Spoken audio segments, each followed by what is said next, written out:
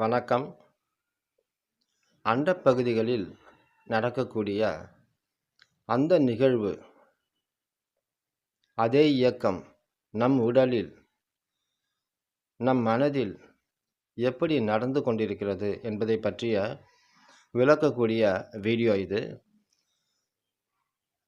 இதோட அறிமுக வீடியோவா இதுக்கு முன்னாடி ஒரு வீடியோ நான் வெளியிட்டிருந்தேன். சர்வம் சக்திமயம் அப்படின்ற ஒரு வீடியோ. ஸோ அதை நீங்கள் பார்த்தீங்க அப்படின்னா அடுத்து இந்த வீடியோவில் உள்ள விஷயங்களை புரிந்து கொள்வதற்கு சுலபமாக இருக்கும். சரிங்களா? ஏன்னா அதுக்குரிய ஆரம்ப விளக்கங்களை நான் அதில் முழுமையாக சொல்லிட்டேன். அதை பார்த்துட்டு இதை பாருங்கள். இது 2வது பகுதியாக பாருங்கள், புரியும். மகான்கள் சொல்லுவாங்க, அண்டத்தில் உள்ளது பிண்டத்தில் உள்ளது அப்படின்னு சொல்லிட்டு. அண்டம்னா அண்டவெளி, நம்ம பார்க்குறோம் இல்லைங்களா, கண்ணால் பார்க்கக்கூடிய இந்த வான்வெளி பகுதி, அதான் அண்டவெளின்னு சொல்லுவாங்க. ஆங்கிலத்தில் ஸ்பேஸ் அப்படின்னு சொல்லுவாங்க. அங்கே என்ன நடக்குதோ அதே தான் நம்ம உடம்புக்குள்ளவும் இருக்குது. அதே நிகழ்வு தான் இங்கே உடம்புக்குள்ளவும் நடந்துக்கிட்டு இருக்குது அப்படின்னு சொல்லி மகான்கள் சொல்லியிருக்காங்க. அதோட வார்த்தை தான் வந்துட்டு அண்டத்தில் உள்ளது பிண்டத்தில் உள்ளது அப்படின்னு சொல்கிறாங்க. பிண்டம்னா உடல். சரிங்களா? உடல் மட்டும் இல்லை, உடல் சார்ந்த அனைத்து கருவிகளும் அதே செயல்பாட்டுக்கு உரியதாக இருக்கிறது. சரி, அந்த வீடியோவில் சொல்லப்பட்ட விஷயங்கள்லாம் என்னன்னு கேட்டிங்கன்னா ஒரு சுருக்கமாக சொல்லிடுறேன். இப்போ ஜட பொருள்கள்லாம் எப்படி உண்டாகுது அப்படின்ற நிலையை பற்றி நான் அங்கே சொல்லியிருந்தேன். அது வந்து சிருஷ்டின்னு சொல்லுவாங்க ஆன்மீகத்தில். ஓங்கார சத்தம், அதை வந்து பிரணவம் அப்படின்னு சொல்லுவாங்க. பிரணவ ஒலி, அல்லது நம்ம வெறும் சப்தம்னு வச்சுக்கலாம். அந்த சப்தத்திலேருந்து அதிர்வுகள், அலைகள் வடிவத்தில் சக்தி பிறக்குது. அதிலேருந்து துகள்கள் பிறக்குது. துகள்கள் வந்து அணுக்கள் பிறக்குது. அணுக்கள் வந்து மூலக்கூறுகளை உண்டாக்குது. மூலக்கூறுகள் ஒன்று சேர்ந்து ஜடப்பொருள்களை உண்டாக்குகிறது. இப்போ நம்மளை சுற்றி பார்க்கும்போது என்ன பார்க்குறோம்? ஜடப்பொருள்களை மட்டுமே ஒரு குறிப்பாக பார்க்கிறோம். ஜடப்பொருள் அல்லாத பகுதிகள்லாம் எதுவுமே இல்லைன்னு நாம் நினைக்கிறோம்.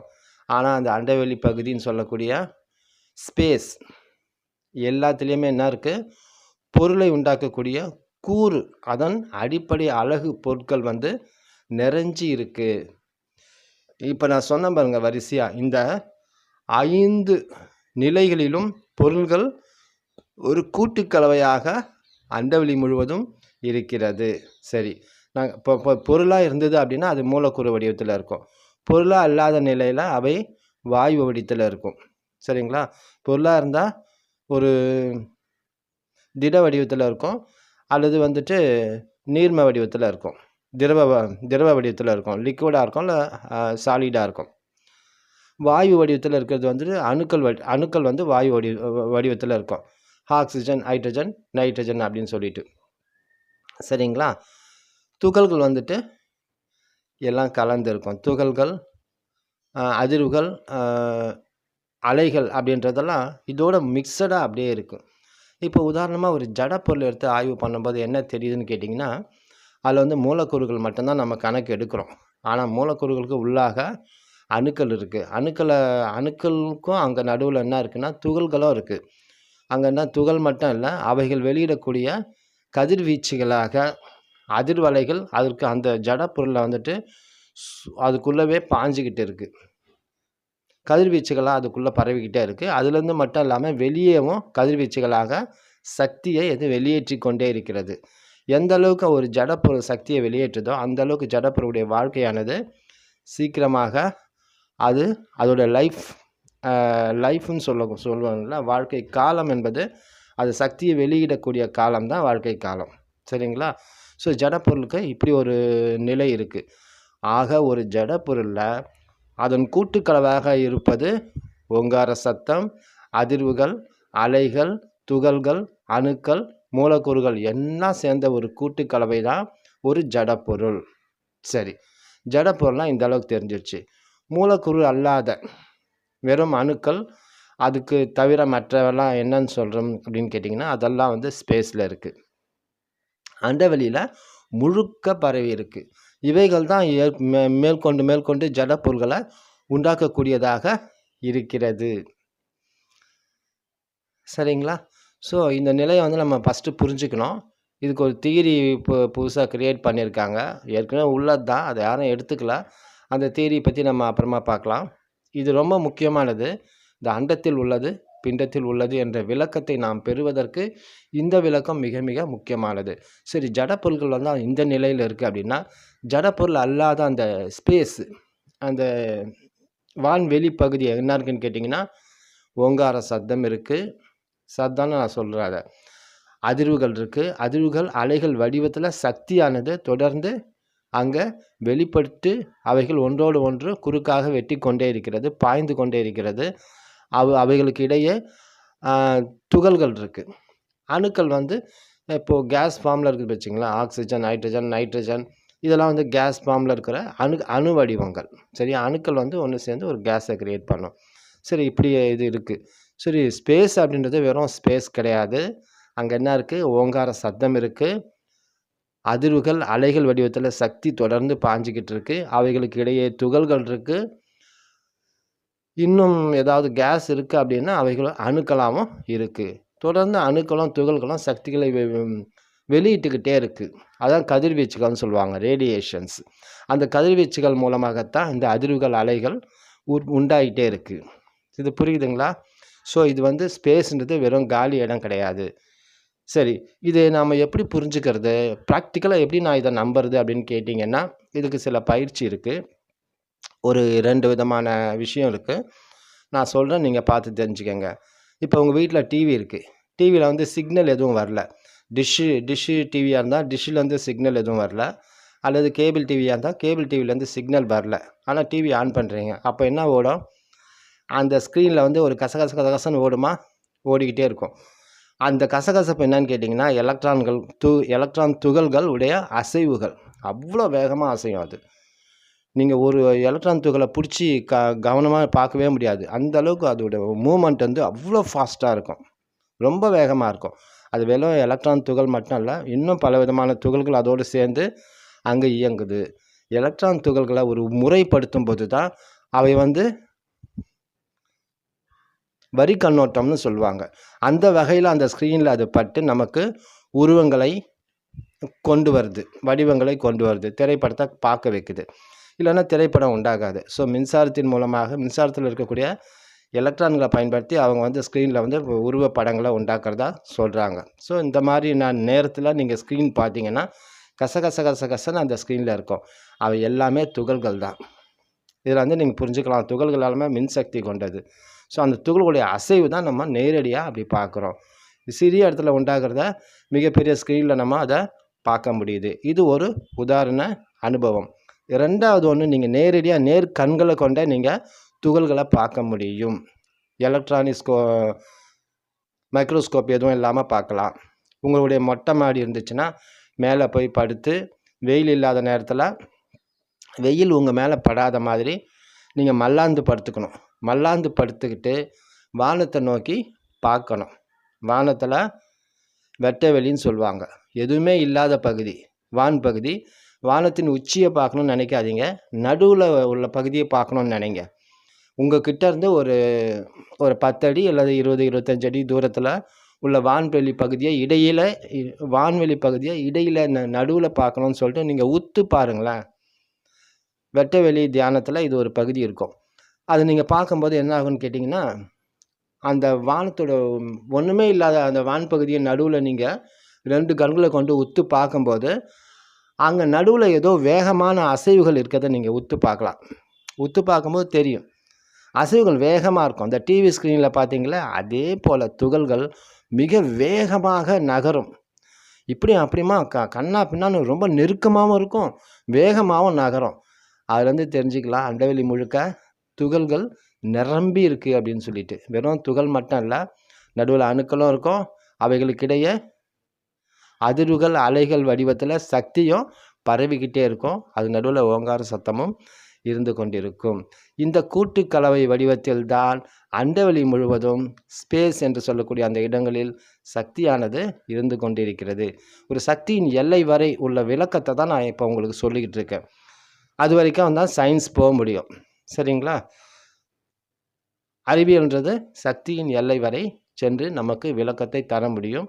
அந்த எல்லை வரை தான் நான் இப்போ விளக்குறேன். அது வரைக்கும் தான் சர்வம் சக்திமயம். அதுக்கப்புறம் வந்து வேறு நிலைகள் இருக்குது. பொருள்கள் அல்லாத பொருளின் எல்லை அப்படின்றது சக்தியின் எல்லை தான், வேறு எதுவும் கிடையாது. ஸோ நம்மை சூழ்ந்திருக்கக்கூடிய ஜட பொருள்கள், வான்வெளி பகுதிகள், அங்கேயெல்லாம் பொருள்கள் எந்த வடிவத்தில் இருக்குது, எப்படி இருக்குன்றத விளக்கத்தை நான் இவ்வளோ நேரம் உங்களுக்கு சொன்னேன்.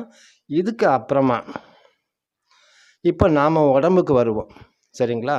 இப்போ நாம் வெளியே போய் ஆய்வு பண்ணிவிட்டு உள்ளே கற்றுக்கிறது கிடையாது. நம்ம தியானம் செய்கிறோம் அப்படின்னா உடம்புக்குள்ளே என்ன நடக்கிறதுன்னு பார்த்துக்கிட்டே இருக்கிறோம். ஒரு கட்டத்தில் உடம்புக்குள்ளே என்ன இருக்குன்னு கேட்டிங்கன்னா, அந்த வெளியே நான் விளக்கினேன் பாருங்கள், அதே விஷயங்கள் நம்ம உடம்புக்குள்ளவும் இருக்கிறது நமக்கு தெரிய ஆரம்பிக்கும். தொடர்ந்து விபாசனா தியானம் செய்பவர்களுக்கு தன்னுடைய உடலுக்குள்ளே என்னெல்லாம் இருக்குது அப்படின்றது தெளிவாக தெரியக்கூடிய ஒரு நேரம் கண்டிப்பாக வரும். தன்னுடைய மனசு எப்படி இருக்குது, அது எப்படி செயல்படுது, அதன் வடிவம் என்ன, எந்த பொருள்களால் அது ஆக்கப்பட்டது என்பதை பற்றிய தெளிவும் அங்கு நமக்கு தெளிவாக கிடைக்கும். இதுக்கெல்லாம் நீண்ட கால தவம் தேவைப்படும். சரிங்களா? தவம்னா தியானம். சரிங்களா? சரி, இப்போ வந்துட்டு நான் என்ன சொன்னேன், ஜடப்பொருளுடைய அமைப்பு எப்படி இருக்குது, எப்படி செயல்படுதுன்னு சொன்னேன். அப்புறம் வான்வெளியோட அந்த வெறுமனே காலியாக உள்ள பகுதிக்குள்ளே என்னெல்லாம் இருக்குது, அதை நம்ம எப்படி சாதாரண கண்களை கொண்டு பார்த்து தெரிஞ்சிக்க முடியுன்றதை நான் சொன்னேன். இப்போ அடுத்து என்ன பண்ணலாம், நம்முடைய உடல் எதனால் ஆனது அப்படின்ற விளக்கத்தை நம்ம பார்ப்போம்.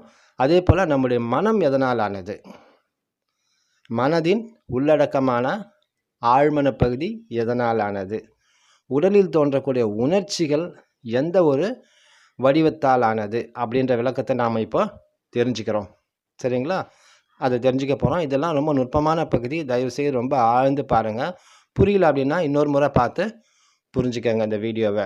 சரி, இப்போ நம்ம உடல் வந்து எதனால் ஆனதுன்னு அப்படின்னு பார்க்கும்போது நான் ஏற்கனவே சொன்ன அந்த அதே பொருட்களால், அதே கூட்டு பொருள்களால் ஆனது அப்படின்றது நமக்கு எப்போ தெரியும், நல்லா தியானம் செஞ்சு முதிர்ச்சியான நிலையில் நாம் அதை கண்டுபிடிக்க முடியும்.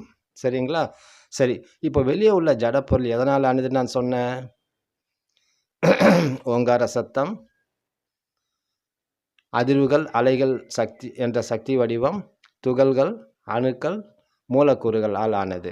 அதே நிலையில் தான் நம்முடைய உடலும் பஞ்சபூதங்கள்னு சொல்கிறோம். பஞ்சபூதங்கள் எல்லாமே இந்த கூட்டுக்கலவை தான். இதே கூட்டுக்கலவையால் ஆனது இந்த உடல். ஸோ பஞ்சபூதங்களால் ஆனதுனாலும் பஞ்சபூதங்கள் ஒவ்வொன்றும் நீங்கள் ஆய்வு செஞ்சு பார்த்தீங்கன்னா அந்த 5 பொருளுடைய கூட்டுக்கலவை தான்.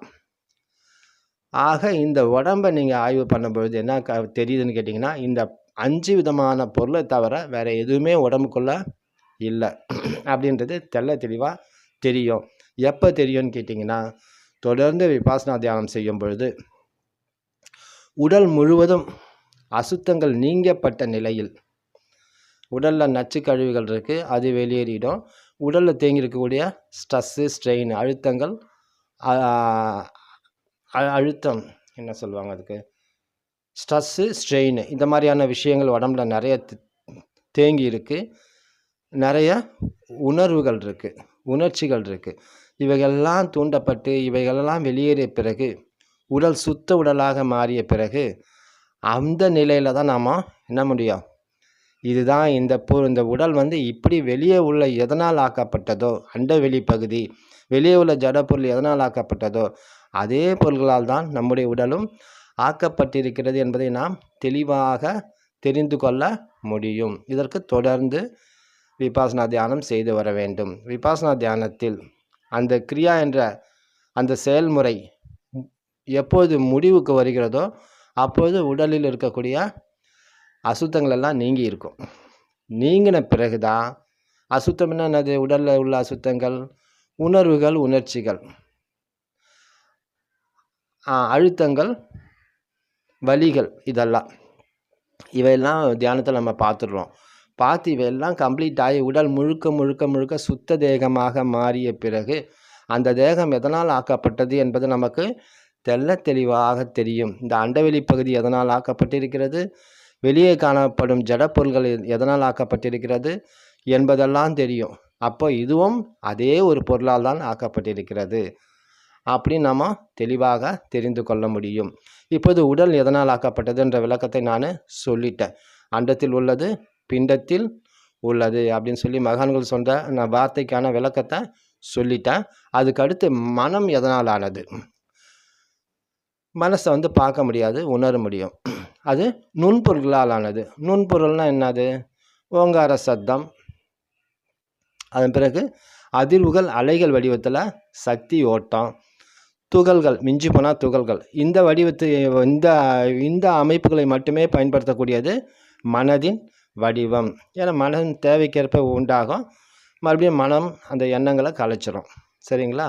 மறுபடியும் மனமற்ற நிலை ஏற்படும். மேல் மனம் எண்ணங்களற்றது, ஆழ்மனம் எண்ணங்களால் நிரம்பி இருக்கு. சரிங்களா? ஸோ மனதின் உள்ளடக்கமான ஆழ்மனம். இப்போ 2 பார்த்துட்டோம். உடல் எதனால் ஆனது, மனம் எதனால் ஆனது, மனதின் ஆழ்மன பகுதி அது எதனால் ஆனது. அதெல்லாம் பதிவுகள் இல்லைங்களா? வினைப்பதிவுகள்.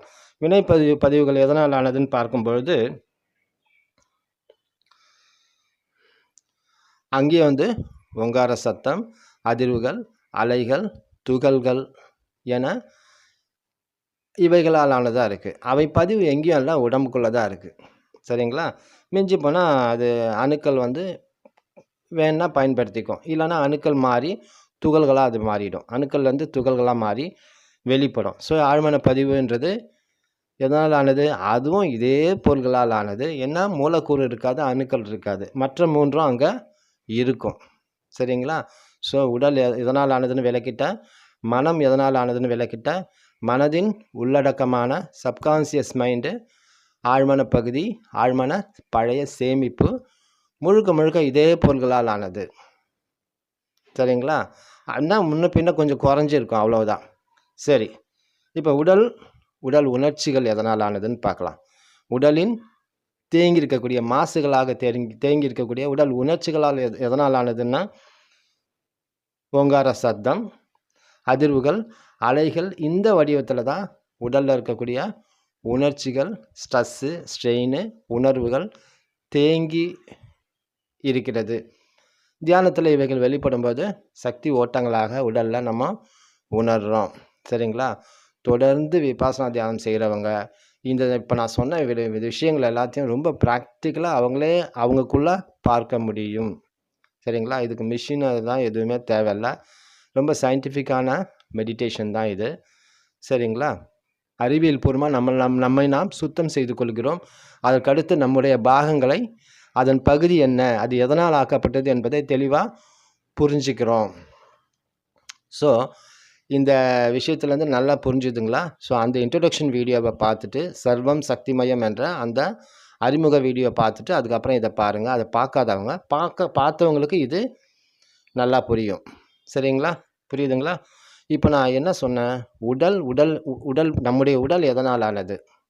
எப்போ தெரியும்? உடல் முழுமையாக சுத்தமான பிறகு தெரியும். உடல் எப்படி சுத்தமாகும்? தொடர் தியானத்தால் சுத்தமாகும். தொடர் விபாசனா தியானத்தால் உடலை மாசற்ற உடலாக நாம் ஆக்கி கொள்ளும்பொழுது அப்போ தெரியாமல்.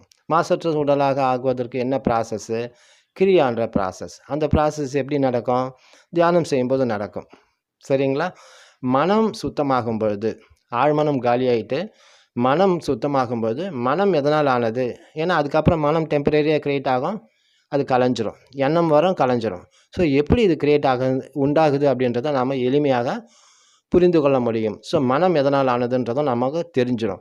மனதின் உள்ளடக்கமான ஆழ்மன பகுதி எதனால் ஆனது, அதாவது சப்கான்சியஸ் மைண்டு போர்ஷன், அதுவும் நமக்கு நல்லா தெரிஞ்சிடும். அது முழுக்க காலியாகக்கூடிய ஒரு விஷயம். அது காலி ஆயிடுச்சுன்னா மனம் சுத்தமாயிடுச்சுன்னு அர்த்தம். ஸோ உடலும் மனமும் சுத்தமான நிலையில், முழுக்க சுத்தமான நிலையில் நம்ம என்ன பண்ணுவோம்?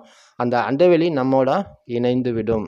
அண்டவெளியை நம்மளும் வித்தியாசமாகவே இருக்க மாட்டோம். ஏன்னா அது எந்த பொருளால் ஆக்கப்பட்டதோ அதே பொருளால் உடல் ஆக்கப்பட்டது என்பதை நாம் நேருக்கு நேராக அனுபவத்தில் சந்திக்கிறோம், பார்க்கிறோம். அதனால் நாம் இரண்டும் ஒன்றாக ஐக்கியமாகிய ஒரு அனுபவம் நமக்கு ஏற்படும். இந்த நிலை தான் அத்வைதம்னு சொல்லுவாங்க. அத்வைதம்னா ஏகம், ஒன்றாக இருத்தல். அண்டவெளி வேற, நம்ம வேற இல்லைன்ற நிலை நமக்கு நல்லா தெரியும். அப்போ நமக்கு எப்படி இருக்கும்? தேகம் சுத்த தேகமாக இருக்கும், மனம் சுத்தமான மனமாக இருக்கும். சரிங்களா? ஸோ இந்த நிலை அடைவதற்கு நம்ம விபாசனா தியானத்தை தொடர்ந்து செய்ய வேண்டிய நிலை இருக்கிறது. அது செய்யாமல் கிரியா கம்ப்ளீட் ஆகாது. கிரியா கம்ப்ளீட் ஆன பிறகு தான் யோகம் என்பது நமக்கு சித்தி ஆகும். யோக சித்தி என்றது உடல் மனம் முழுவதும் சுத்தமாயிட்டு அந்த அண்டவெளியோட அதே அண்டவெளி பகுதியாகவே நாம் இணைந்து கொள்வது. அதோடு அதுவாகவே நாம் இணைந்து கொள்வது. அண்டவெளி என்றது இங்கே பிரபஞ்சம்னு சொல்லுவாங்க. பிரபஞ்சம்ன்ற வார்த்தை தவறான வார்த்தை. ஏன்னா பிரபஞ்சம்ன்றதுக்கு வேறு அர்த்தம் இருக்குது. அதை நான் தனியாக சொல்கிறேன் உங்களுக்கு. ஸோ அண்டவெளின்றது சரியான வார்த்தை. மொத்த ஸ்பேஸும் அதில் கவர் ஆகிடும். பிரபஞ்சம்னா முழுக்க கவர் ஆகாது. அது ஒரு குறிப்பிட்ட ஒரு வால்யூம் ஆஃப் போர்ஷன் தான். ஸ்பேஸில் ஒரு வால்யூம் ஆஃப் போர்ஷன் மட்டும்தான் பிரபஞ்சம்னு சொல்லுவாங்க, கேலக்ஸின்னுவாங்க. ஸோ மொத்த பிரபஞ்சமும் அதில் கவர் ஆகாது. அதனால் இதை புரிஞ்சுக்கோங்க. இதில் ஏதாவது டவுட்டுன்னா உங்களுக்கு கீழே நீங்கள் கொஸ்டின் பண்ணுங்கள். கமெண்ட் பாக்ஸில் நான் ரிப்ளை பண்ணுறேன். சரிங்களா? நன்றி, வணக்கம்.